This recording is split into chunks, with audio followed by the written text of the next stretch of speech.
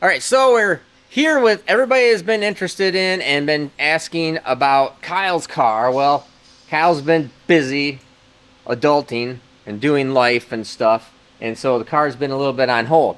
But this is what we found. This is where we're at. This is what he's doing right now because now we're want to go racing with it in the next few days. So he's gung ho to get rocking and rolling. So the last we thought was that we had broken a block at Sick Summer. That's correct. We, in fact, did not break the cylinders or break the block. Okay? Yes, thank the Lord. So, I'll come back here, say, what the heck is wrong with this thing? We hone it out to like 5 more thousandths because we thought maybe we were looking for a crack somewhere in here. Well, so what was wrong was the other thing that happened was, so Kyle was irritated with it, figured it was broke, and gonna have to put sleeves in it anyways. So we let it set here with water in it, and so then it rusted, and so we had to clean all the rust out of it in order to see what was going on, which made us take it to the next basically 5 thousandths over. Yes, that's correct. So we took it 5 thousandths over. We look at the boards. The boards look completely fine. So put cylinder head gaskets back on, cylinder heads back on, torque everything up, put basically the entire water system back together on it, pressure test that.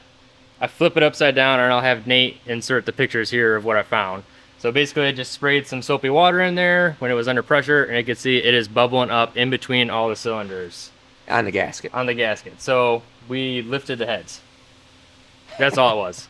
Yeah. Lost the gasket. Yeah, leaky So- leaky gasket. Leaky head gaskets filled the cylinders with water. Was not a broke block. I am the way it was watering and the way it did it. I was just surprised, but didn't do a really good job of looking at all the data, actually. So, anyways, honed it to 5 over to clean out all the rust, and just went up to that next size, and then did redecked it, just made sure everything's flat, put new hoops in it, and now we have a bunch of extra clearance. Don't want to. The pistons look like brand new, right? Yes, that's correct. So the pistons look really good, but now And that the it's rods look really and the good. rods look really good. They're not bent. Yes, they're not bent. But we've already taken this thing 5 over, so it's got way too much piston to wall clearance. So getting new pistons is not kind of an option because new pistons for this are very expensive. They're hard anodized, nice, really nice pistons. So the next best option is going to be that we're going to line-to-line coat them. So we're going to put a coating all around the skirt that's going to take up that clearance and wear into the cylinder board. So the line coating is, what do they call it? Abradable? What is it? Something like that. I have no idea. I have not any experience with this line coating really. Yes, we're gonna send him down to get pistons coated and do a video on it because it is pretty interesting. So somehow this coating that they put on it will take up the clearance and self-clearance itself. So they actually make it bigger. You run it, and it, like, in really bad, poor terminology, it scrapes off all the stuff that it doesn't need and keeps all the stuff on it that it does need to take up clearance. So they make it like, let's say they make it have 1/1000th of clearance in the cylinder bore. It runs, it scrapes off all the stuff that it doesn't need, so it ends up being 6/1000th of clearance or 5/1000th, whatever it wants in order to keep the piston from rocking, which is going to help us seal the rings better. Yeah. And once it seals the rings, I mean, So if this works, is, so now we see this work real well, then it may be something that we'll look at doing on some of the bigger motor stuff. We can put a thinner coating on it, and it'll also help us diagnose and see where the skirt wants material at, what's going on with the skirt design, rock, cylinder loading, etc. So that'll be kind of interesting to do. So we're gonna. It's pretty rare that I use anybody else for a test bed. I'll use his stuff for a test bed. yeah. Well, I'll use my stuff for a test bed. I'll use his stuff for a test bed. So we're gonna test it out on here, because the likelihood that we're gonna end up looking at this again is probably pretty good. Mhm. Hopefully not because it's broke or anything. Huh? Given the track record, yeah. Given the track record, it'll In- probably be back apart fairly Next, soon. next week, probably. Nah.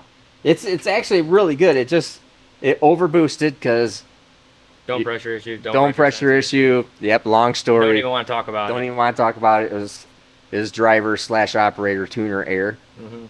Overboosted it, lifted the heads, knocked the gasket out of it. We thought it broke the block. It didn't break the block. It just hit the gasket. So that's what we're fixing. And so nothing. Actually, the engine looked really good, except for a gasket, which is really common in a small block Ford, just like it is in a LS. So, anyways, the block's all done. It's gonna go down and get these pistons done by the line-to-line guys, and start putting it back together Yep. so we can go racing. All right. So, hasta la vista. You can go to your the line-to-line guys. So you guys saw earlier when we were back at the shop that we took my bores a little bit too far over. So that's an issue because now my pistons are too small and it's got too much piston to wall clearance. So, and the pistons that I do have are kind of expensive and it's a pretty long wait time to get them. So we're here, we're gonna see what we can do. Line-to-line coatings, I'm excited to go work with them. How's it going, man? Kyle, nice to meet you. Nice to meet you, Kyle. I'm Mark. So, we have unfortunately taken my bore a little bit far over, got a little overzealous with the hone, and I need to coat these pistons because new pistons are A, expensive, and B, they take a long time to get. So, I'm hoping that you can coat these for me. Oh, absolutely. With our process and our product, we can actually add 1/15 thou or more to the Oh diameter. wow, 15. So I'm sure you're not going to need that much. Yeah. That's just an example. But yeah, we can pretty much build them to size. We do a lot of work with unobtainium parts. The nice thing is you can get a season out of these. If you want to bring them back to us, we'll strip them and recoat them after you do your next freshen up. So you just need to let us know what you'd like and we'll follow your instructions. Awesome. Yeah, that's cool. So, walk me through the process on like what's step 1, step 2 on how you guys coat these things. Okay, well, we'll send them into the back. We've got a prep area where, we use a media blast on the skirts because for the best adhesion, we would like to get some texturing to it, and that gives it more material to grab onto. They get washed, and they go in for the coating process, and then we cook them because it's basically a powder coat that we're putting on here. It's not a liquid coat. So that's why we're able to do a nice thick dimensional buildup, like I mentioned. Then after they're done, you take them back. There is a very short break-in period that we recommend when you reassemble the engine, so that the coating has an opportunity to size itself under temperature, under load, and then you're ready to race. Yeah, that's awesome. Cool technology, man. You said you got a couple of show pieces and as run pieces over there? Yeah, some things Yeah, we let's can go show check you. them out. So what we got here? So this is really where it all started. The owner of Line to Line developed this product for a Tier 1 who manufactures superchargers for the OEMs. They were looking for a way to safely take up clearance, get better efficiency out of a supercharger rotor. So that's how the coating was developed, where it is self-clearancing, so you can build it tight, it'll find the ideal fit. They're still using it to this day, so we're probably in about 10 million cars on the road in OEM superchargers. That's awesome. So that was really the beginning. Sweet.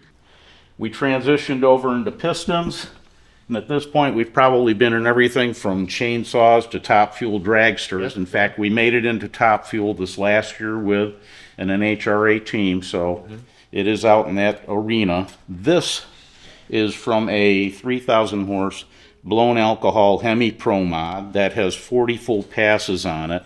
And 40 you can full see, passes on that, huh? yep, and you can see that the coating is still in great condition. Yep. Can you see that on camera good? Yeah, no scuffs or anything. The skirt doesn't look like it's been collapsed at all. It's nice. Yeah. Now this was a situation where, with the bare piston, they would normally set it at 7 to 8 thou piston to wall clearance. With the coating, I think they started initially at 2 coating to wall. So we're never changing the metal to metal. We're just filling it with a friendly coating. And after he ran the season and took it out, they measured him. It was probably at about 3 to 4 thou coating to wall. So you can see that they were able to tighten it up from the recommended clearances. It ran, it found its happy spot. And what you do end up getting is better ring seal, better pan vacuum, because now the piston is running in the bore like this instead of rocking all around. Yep. And that's primarily because with the coating, the oil can't get out of the way fast enough. So when it starts to try and rock, the oil is trapped because the coating actually has thousands of little oil wedges in there that help maintain the oil film. So that's why we're able to, help people get better performance out of their parts. Yeah, that's awesome. Promon Hemi, so you got an LS oil pump. Yes, we do oil pumps as well. We've got the G-rotor style. We do spur gear. And the nice thing is, even on a brand new oil pump, there's lots of little leak paths because they can't machine these very precisely. So we had one customer had a brand new Melling oil pump for an LS7 build. He said with his hot thin oil, it never really went above 20 pounds of pressure. So he brought his pump to us. We coat the gears, we do the housing, we do the cover plate. He ran it in and called back and reported that now it never drops below 50 to 55 pounds at idle or low RPM with that same hot thin oil. So that's definitely a benefit, especially in some applications where it does end up being oil starved. We've been in everything from 1914 American LaFrance fire engines on up to some really exotic builds.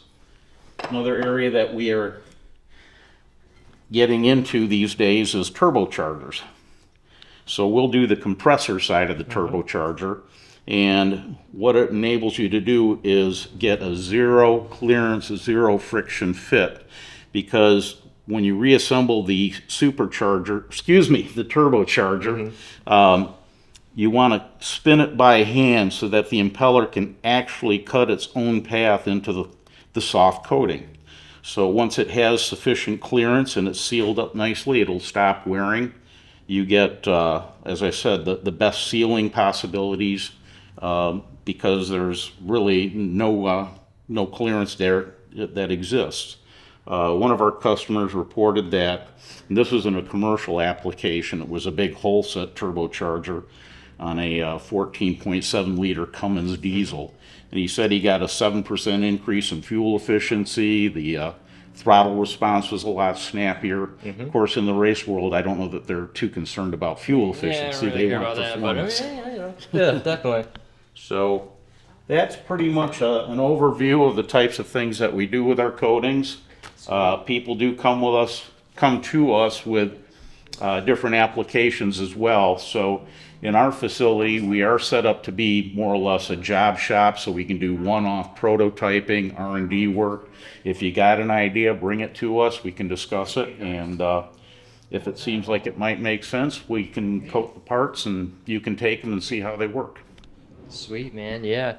For everybody watching, what's a good way to get a hold of you? Well, we've got our website, which is line2linecoatings.com, and it's all one big long word.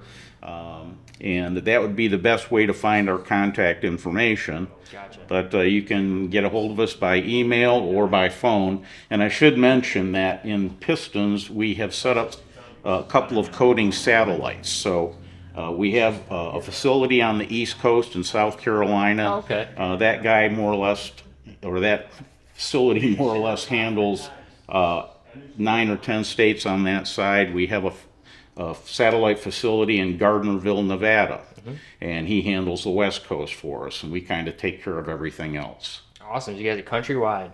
Yes, sir. Nice. That's awesome, man. So Line to Line Coating, guys, go check them out. Certainly appreciate you helping me out today. Oh, our pleasure. We're looking forward to it. Absolutely. Line to Line Coatings.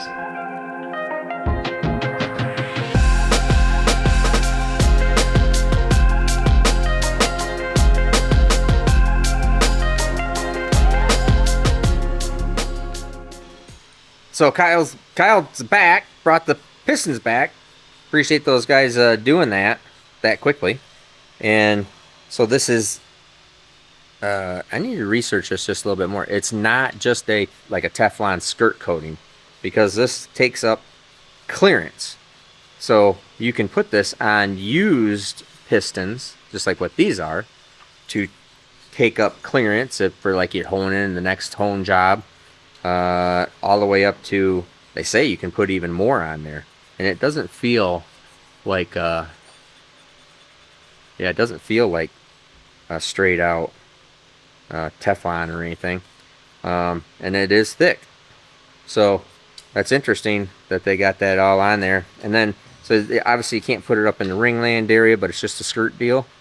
So that takes up material there, and it's gonna be pretty interesting to see what this does, because I'd like to get this into, if this works out well, I'd like to probably get this into the bigger engine stuff, the SMX, SML, even on brand new stuff, to kind of see where it will. I believe it is a slipperier surface like Teflon, and it has this wearability that it takes off. So I know that you're supposed to, you guys need to go check it out. Go to Line to Line, call them up, tell them thanks for doing that for Kyle, or send them an email or something. But I know that it leaves material in the oil for the first time, or break in, run in, that kind of stuff. So I know there's a little process we need to do there too.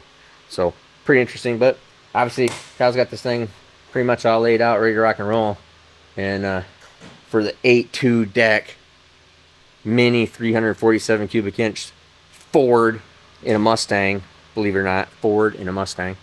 And he's gonna put this thing all back together and be racing this weekend, so he'll probably be staying here pretty late tonight.